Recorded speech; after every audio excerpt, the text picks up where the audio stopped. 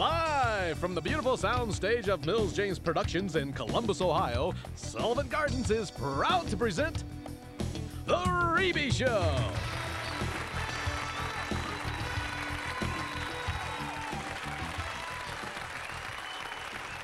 What's up, I'm Rebbie. We have a very special show planned for you today. 3 weeks ago, there was a conflict between a teacher and student, which almost got out of control. Stay tuned, we'll show you the reenactment of the conflict and get to meet some of our guests.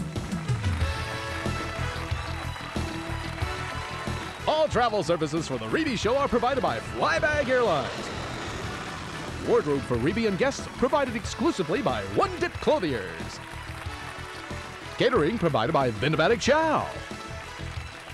Once again, Sullivant Gardens proudly presents Rebbie. Welcome back. Right now, I'd like to introduce Mrs. Crabtree, 5th grade teacher at Westwood Elementary School. And say hello to Antoine, Eddie, and Daisy. 3 students involved in a conflict in Mrs. Crabtree's classroom. All 3 called the 1-800-TELL-REBBIE hotline to tell us about serious conflicts and how to solve them peacefully. Now, as I understand, Mrs. Crabtree, the conflict which occurred in your classroom was a misunderstanding between you and your student. That is correct. The situation itself was a harmless pepper fight, and because we hadn't taken the time to step back and gather information about the incident, that got out of control. To make things a little bit easier for our artists and viewers at home, we taped the reenactment of the conflict. But first, let's go over the form for today. Repeat after me. Listening plus thinking equals stop the violence.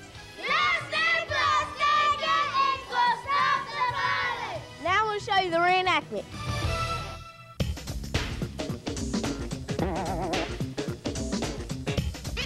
Good morning, class. Good morning, Mrs. Crabtree. Today we're going to do spelling words, and we're going to do... Who threw that paper? Daisy, was it you? I seen it come from your direction. It wasn't me. Why you always blaming stuff from me? I'm not blaming you, but every time you're in my class, I'm just seem to go wrong. I didn't do it. Daisy, you're a big mouth and you never meant to anything. So I think you need to march your way down to the principal's office until you can control yourself. I told you last time. Now I'm going to tell you again. I didn't do it, so Go!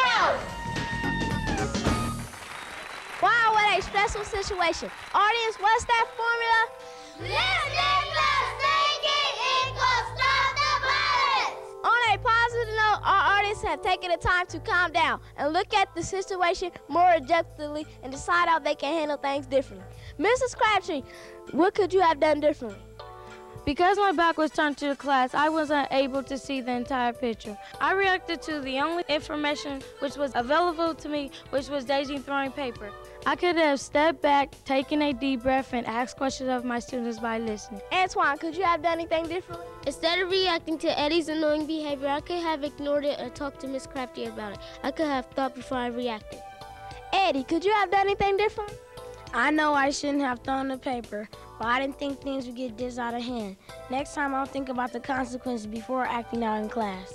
Daisy, could you have done anything different? It was wrong of me to be so angry and upset, but my feelings were hurt. I could have calmly explained to Miss Crabtree about it in private or told her that there was more to the story than what she witnessed. In the future, I should think before I act.